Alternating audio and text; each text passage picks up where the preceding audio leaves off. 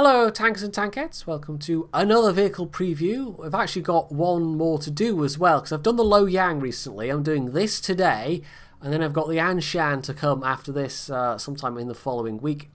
So this is going to be the first tier 8 premium vehicle. It's the FV4202, very familiar looking machine, but it's down at tier 8 and it's lost its 105mm in favour of the 20 pounder, which is I think what the actual prototype was fitted with.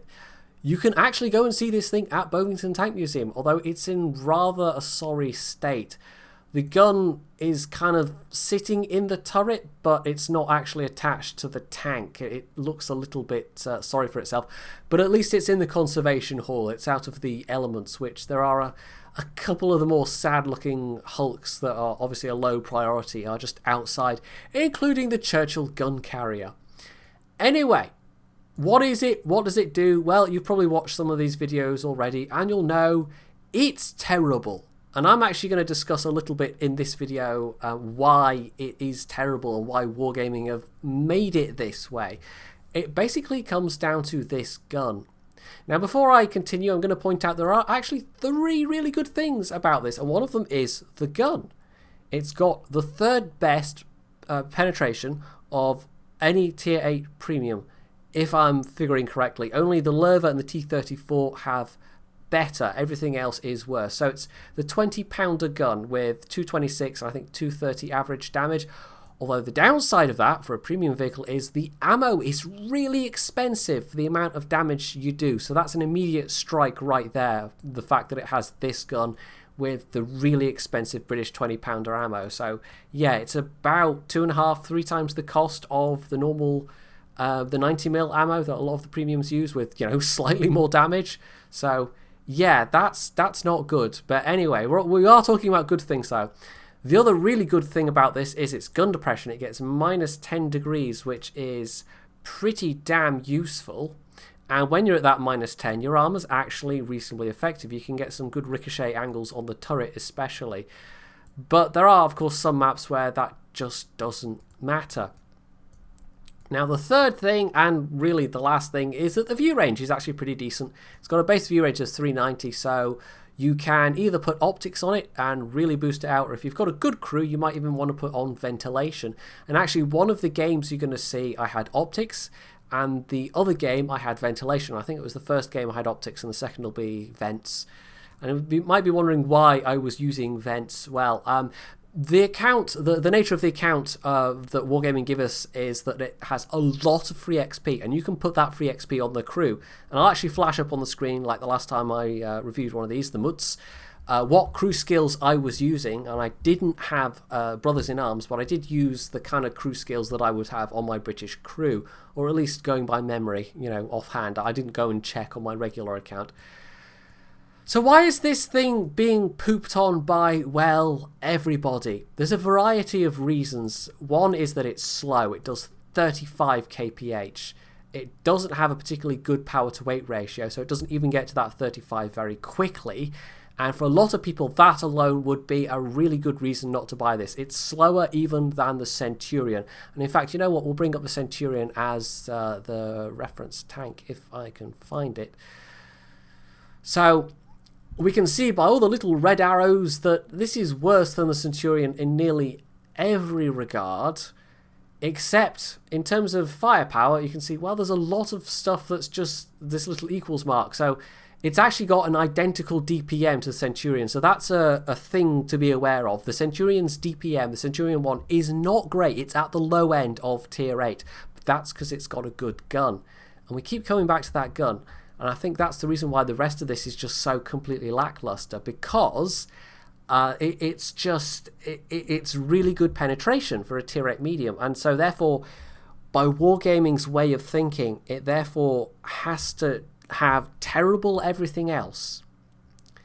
And that's unfortunate, that really is, because it's a really nice gun for a tier 8 medium otherwise.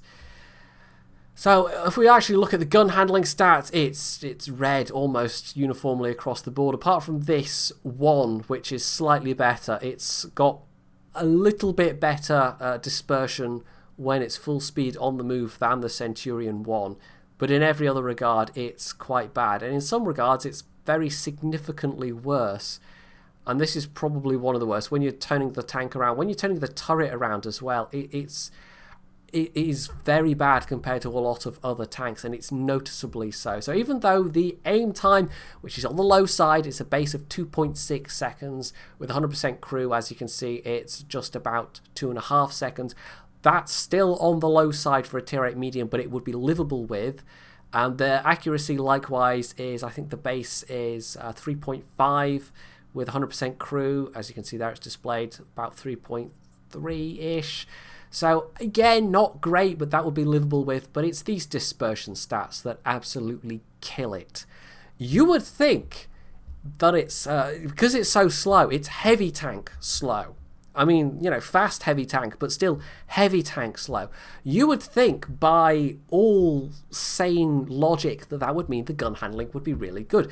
That's generally how the British guns work. You get to the Centurion, you even have machines like, you know, the Churchills and the Black Prince, that they're slow, but the gun handling is really very good. They're good at firing on the move, so you get that compensation. But this has the double whammy of, no, it's slow, and the gun handling is terrible. And I could compare it to other tier 8 medium tanks. But you know what I am going to compare it to? The IS-6. This is how you should be thinking about this in terms of what to refer it to, is the IS-6. It's that kind of level of blah. Now, accuracy and aim time are better than the IS-6. It's actually got worse dispersion on turret, the turret movement than the IS-6. It's very slightly better when it comes to when you're moving or traversing, but only just. So we're talking the same range as the IS-6 easily. It has, when you're on the move and full speed, it's very significantly worse than the IS-6. Look at that. Actually, no, I don't know if you can look at that. I don't know if it captures it, but it's 6.21 on the FV. The IS-6 has 2.76. That's incredibly bad. So this thing is slow, but it can't fire on the move. And again, this one, full speed on the move, is very slightly better. It's 7.38 versus 7.72 for the IS-6. But when you're full speed traversing, it is awful. It's 8.44 versus 5.73. So in some regards, the gun handling is actually far worse than the M6 in terms of the bloom, the amount of dispersion you get whenever you're turning your hull, turning your turret. So yeah, it's bad in that regard. It's got the speed and the gun handling of a heavy tank, but none of the armor. And you don't exactly have a great DPM either. In fact, this has got worse DPM than the IS-6. So it's not good. They've hit it too hard, basically. I think maybe they didn't want to do another kind of Cromwell B situation where they basically made it almost equivalent to a premium vehicle, a premium version of a regular vehicle. But they have gone way too far in the other direction. They have way overcompensated for the fact that it has the third best pen of a tier 8 premium and the best pen of tier 8 premium medium tank. So it's just a horrible combination. And you know what? The speed, make it 40. Make it 40, but leave it with the same, you know, power to weight ratio. Why not? Okay, sure. But it's the gun handling. The gun handling absolutely kills it. It really does. That's not to say you can't have a decent game, as we're going to see. But overall, yeah, this one's not worth your money. If it comes out in this state, it's not worth your money. And according to the files, you know, what it's listed in the files is 8,000 gold. If it comes out as that, more than a Super Pershing, more than a CDC? No, just no. And overall, this is profoundly disappointing considering it's the first tier 8 British premium tank. And considering what the FV was. You know, it wasn't the best tier 10 medium by a long shot, but it had excellent gun handling and it could very capably fire on the move. And this has just lost all of those characteristics. I'll also have a very quick look at the armour. I mentioned that it's decent when it's hull down. It's got 200mm around the turret ring, although there's a lot of stuff same tier and higher that will pen that very large turret ring. I did a couple of times take turret ring damage. I think QB mentioned that he felt he took a lot of turret ring damage as well. Otherwise, there's a little bit around the mantlet, but it's not even really a mantlet, a bit around the gun, rather, but it's only when you're from this, when you're hull down, basically, from this kind of position of somebody looking up at your turret that it's really going to be bouncy. Otherwise, it's pretty squashy. I mean, it's like 60 armor there. I think that's even less. That's 51 on the front plate, even though it is very well angled, but overall it's not armored, and it never was at tier 10 either, but it had a lot of other things going for it, and this really doesn't.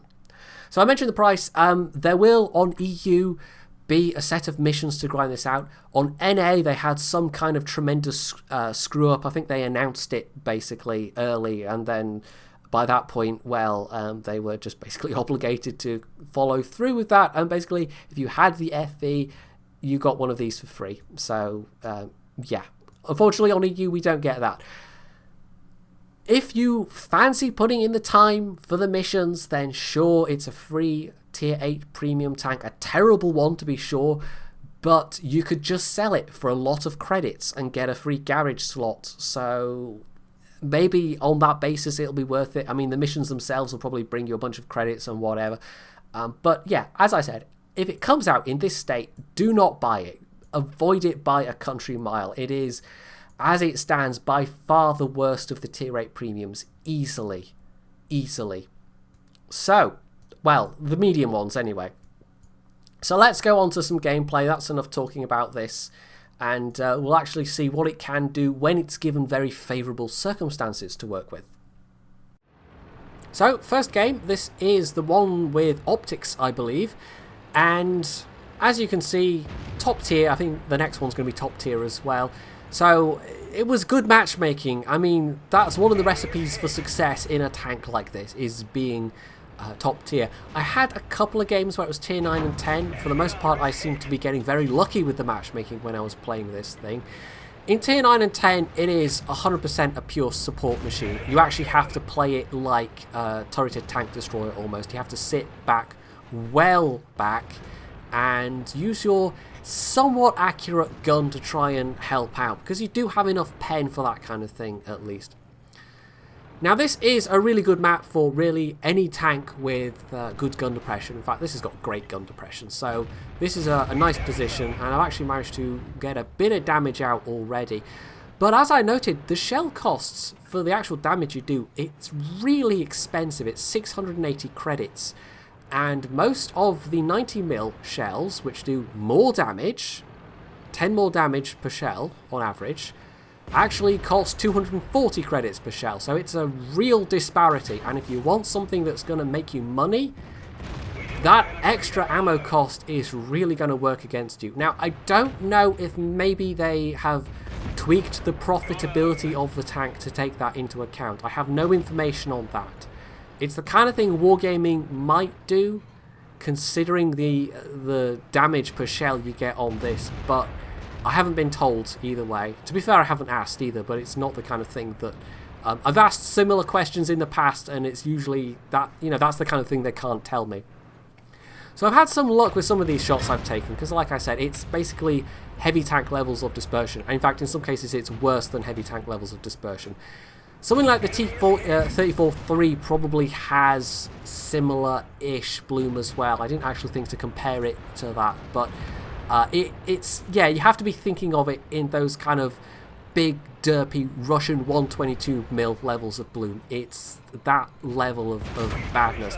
And that means that even though, in theory, the aim time, although it's on the long side, is not too bad, you have to have that full aim time every so often. So you're going to want crew skills if you're using this thing. Well, you're going to be using a British medium tank crew, so it's things that help with aim time, it's things that reduce your dispersion.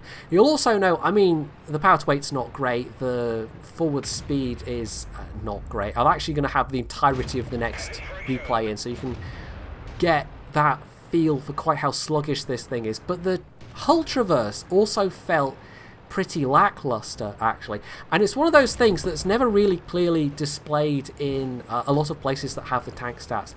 The given amount of traverse you get for the tracks is directly affected by your engine power. Now, it's a fixed value for a premium tank because it's got a single engine module. But for a lot of tanks, if you've got any kind of engine upgrade available, the actual displayed value for the tracks is based on the stock engine, always. And I think a lot of tanks, like even tanks.gg, don't take this into account.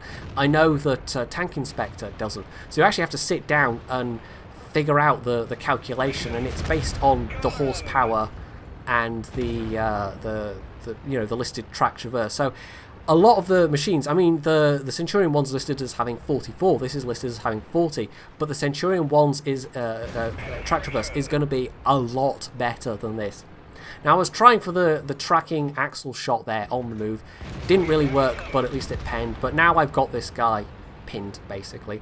And you'll actually see he's got a good enough repair crew that he's able to just repair just before I get my shot loaded in. But it doesn't matter, we've got him anyway. So there's one Scorpion left on the enemy team. This was nearly 3k damage done, I think. So it wasn't a bad result, but I had competent teammates, very favourable matchmaking, and a map where I could actually use the few assets that this tank really has. Any other tier 8 premium medium probably could have done the same. In fact, maybe they could have done more damage if they were one of the ones with good gun depression, because almost all of them have better DPM. I think the only one that has basically identical DPM is the Type 59, but of course that gets limited matchmaking. This doesn't. This can see tier 10s. So that was not a terrible match, but honestly I could have done easily that in a Super Pershing, and although the Super Pershing is slower, again, limited matchmaking, and it's probably going to be cheaper. So it's just bad across the board, but I came out top on that team at least, and I was just about ahead on damage ahead of the IS-3 in second place as well. But I think I also had a bit of assistance damage that just got me to the top. So it wasn't a bad result, but there were a lot of things in my favour. So there we go, 81k profit. Without the premium account, it would have been 49k.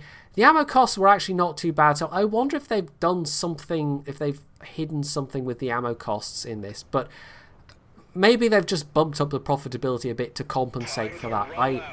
Like I said, that's pure speculation on my part, but who knows? Because if they haven't, it is expensive. You know, in theory, if they haven't, the same amount of damage in a CDC would have netted me, I don't even know how much more profit, but a lot more, you know, 5-6k, whatever. Which, in a tier 8 premium, to be fair, it's not like that's the most amount of money. It's not that, you know, that's not going to make or break your decision to buy this thing or grind it out. It's the rest of the characteristics that you really care about. So this is me driving at full speed. This is as good as it gets. Like I said, we're doing this one from the very beginning, and this is also, I will note, I'll just remind you, this is the one where I had vents instead of optics, because I thought, you know what, I'll swap it out, I'll give it a go, see if it makes a significant difference. It really didn't. Now, I didn't try playing it with a Brothers in Arms crew, I didn't try playing it with the food consumable, because that's not what I do on my premium, and any premium where you need to do that, where you need to have a Brothers in Arms crew and ventilation and the food in order to try and squeeze that bit more performance out of it because it's so thoroughly lackluster, that is problematic. Now, I've got time here to talk about the gun again, and I'm going to, because I think that's the heart of the matter. That's why it's been hit so hard otherwise. I don't even want to say the nerf bad. It's not like it's been nerfed from a previous state. This is essentially a separate vehicle from the old tier 10 FV. It is different enough. But there is an issue with these mid-tier British tanks because there's a fairly limited selection of guns they can use. They've got the 76mm, is it, that the Comet uses, the 17-pounder, and then it kind of has this massive jump to the 20-pounder. And honestly, the 17-pounder on this, they could have given it much better stats in terms of the gun handling and everything, and they probably still wouldn't have made it faster than 40, But then they would have had to make it a limited matchmaking premium, because the £17 pen, which is what, 171 average, would be grossly inadequate for seeing tier 10s. Utterly grossly inadequate. Hell, that's barely adequate for tier 9s. And that's an issue for some of the tier 7s that mount the £17, but that's a separate issue. So it really had to be, if they wanted this to be a tier 8 premium, the £20. And I don't really think they could have nerfed the damage per minute any further beyond what the Centurion has. Because like I said, the Centurion is already very much at the bottom end when it comes to tier 8 medium tanks. So instead, they just hit everything else. Anyway, enough about that. We're actually getting some action now. So there was a couple of our tanks on the 8-9 line. Unfortunately, they got wiped out. But looking at the enemy team list, as I had, I noted that there were a lot of enemy tank destroyers. And I faffed around in the middle bit in the Abbey area first, looking for shots on the 8-9 line. Thought maybe I'll get some shots on the 1-2 line, but the enemy didn't really have a lot of tanks on the enemy on the 1-2 line. I'll just throw in the same word again, because why not? So I figured, okay, there's probably a bunch of tank destroyers on this map. And lo and behold, yes, that's exactly where they were, camping at the cap. Because, you know, TD's going to do what TDs are going to do. This is where that view range comes in useful. And although I didn't have the optics in this one, I still had enough view range to spot some of these people. But of course, the Object 416 was down there as well. So that's also giving me proxy spotting on those two tanks there. So I'm going to put my gun to use and try and help out this guy. That was slightly unlucky. That was pretty much aimed and just flew over his hull. And then the ISU just dive bombs that guy. Now that is going to make it easier for me to maybe get some extra hits in. But, oh, it said, okay, I'm going to go for the Jagdpanther, which is the slightly safer shot. But look how many tank destroyers there are there. That's like 5 enemy TDs that are still just sat at their base. Meanwhile, up in the north, at our cap, it kind of looks like we're going to need to defend. So there we go. Final parting shot at the 30, at least for now. And I'm going to go help out the Rheinmetall. Now, I feel like in a Centurion at the 30, that probably would have penned. But, you know, that's pure speculation. That's a what if. I can't know that. But it just, I don't know, it just boggles the mind. It's so slow, and yet the gun handling is so terrible. It's like, to be completely hyperbolic, giving the Black Prince the gun handling of the KV2, for instance. I mean, that's a nonsense example, but you get what I'm coming at here, right? It's a British tank, it's a slow British tank, and yet it has awful gun handling. And that, I just can't get over how bad it is, how bad they made it. I don't know how this made it past the super testers, how this got past how it even got past the initial QA stages of, you know, right, we're going to design this thing, what kind of stats are we going to give it? And it's just so horrendously bad. But I think it's just that wargaming logic of it has good penetration, therefore we must nerf everything else about it. Yeah, I don't know. I don't get it. It's just profoundly disappointing given that this is our first tier 8 premium. But, you know, the first tier 7 premium was pretty disappointing as well. The A45, I can't remember what it's called now, but the kind of early prototype of the Conqueror, because it kind of was that, basically. So that's another 17-pounder equipped tier 7. And it was just a bit meh, basically. I did actually pick up one. I've had some decent games in it, but yeah, it's got that problem that the 17-pounders have. And it's more to do with the matchmaking than anything else. If you had +1 matchmaking, then suddenly the 17-pounder problem magically goes away. It's not an issue anymore. And I don't know, maybe it would be okay if this was limited matchmaking and had a 17-pounder, but probably not. And, you know, the actual thing had the 20-pounder as well, the actual prototype that was built. And a lot of these premiums, especially the kind of prototype ones, they try and give them the actual gun that they had. For the Mutz, for example, that was the prototype, the very first prototype with the 90mm. Later versions of that tank actually came with, I think, 105mm gun. But Wargaming went, okay, we're going to base it off the prototype. And so that's what we got. So it makes sense that it would have the 20-pounder just on that basis alone. So this is the part where it gets interesting. We've managed to stabilise the numbers a bit, and I decided it's finally time to get moving. And oh, well, there's the ISU. And that's a bounce. That was incredibly lucky. I don't know where he hit me, but that very much looks like the BL-10, and somehow I bounced that. I could have taken the hit, even so. It would have been fine. I probably would have taken some module damage or whatever, but that was pretty damn lucky, you got to admit. So I'm just going to slowly chug myself over to the 1, 2, 3 line now, because, well, either they're all still camping at base, in which case I can use that H2, H3 spot against them, or else they're trying to get around this way. And I'm convinced the Rheinmetall in particular, who was last seen going up this side, might be trying to come and flank us from this position, because they can maybe fire onto our cap area, or at least spot there. But I actually end up proxy spotting the Ferdinand instead. Now, I'm still convinced the Rheinmetall's here as well, because, you know, would the 30 have come here alone if the Rheinmetall wasn't also here as well? But I guess we're just going to have a little look-see, and it doesn't look like he is. Now, I get spotted.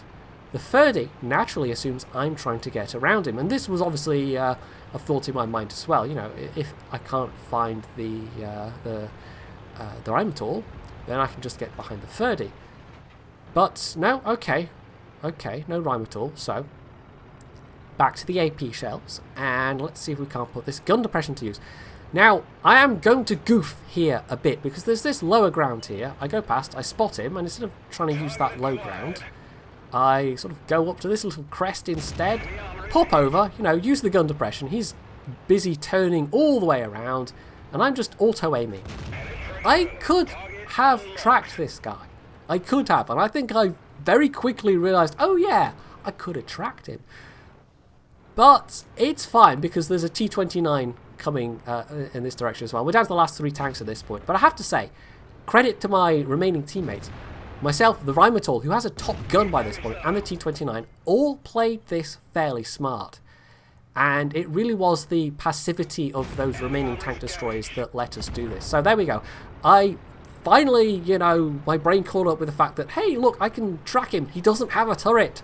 So I track him. Between myself and the T-29, we'll take his last bit of health. I'm actually already, damage-wise, doing better than I was in the previous game. So, who knows? Maybe this will be an ace. Not that that really matters a lot when there's only the preview accounts running around with these things. But hey, it looks nice on the score screen, right? And, oh, well, lo and behold, there's the Rheinmetall. Yeah, I don't know why he was there. And, again, a bounce. This was a very, very lucky game in terms of the armour just somehow working for me.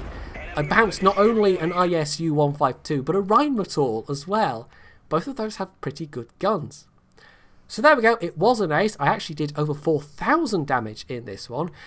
And that's because it was a longer game and I had time to rack up that damage, because the DPM, as I've said, is not particularly good. You need these long games to be able to rack up this amount of damage. I actually, my game yesterday was an AMX-30 where somebody did quite a lot of damage in less than 4 minutes. Nearly 6k. You could not do anything like that with an FV. You couldn't do it with a Centurion either, but still, yeah, that was an okay game, and as you can see, I walked away with a very good profit. So, I really hope that everything I've said just becomes irrelevant. I really hope that by the time this comes to being a tank that you can grind for, hell, beyond the tank, beyond the missions, when they do sell it, a tank that you can pay money for, I hope they buff it before it gets released to everybody else. Because I don't know how it came to us in this state. It is a massive failure. Victor Kisley himself said, it's not in Wargaming's interest to sell bad premiums because no one's going to want them.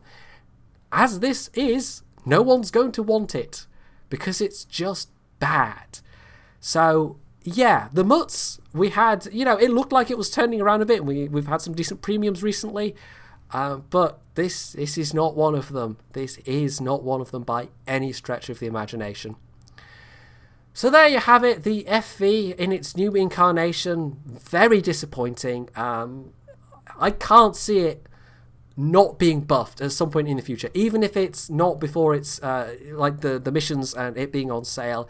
Surely they must buff it by any sane measure. It's just bad. It just needs it more so than any premium I've played since the Canonian Jagdpanzer. So it is, yeah, just don't buy it. Don't pay money for this thing. Not as it is. It's not worth it. So hopefully you found this useful. And if you have, you can put your comments and experiences of it below if you're on NA, if you've got one of these things for free. You can hit the like button, you can sub to my channel if you want already, and as always, stay tuned for more.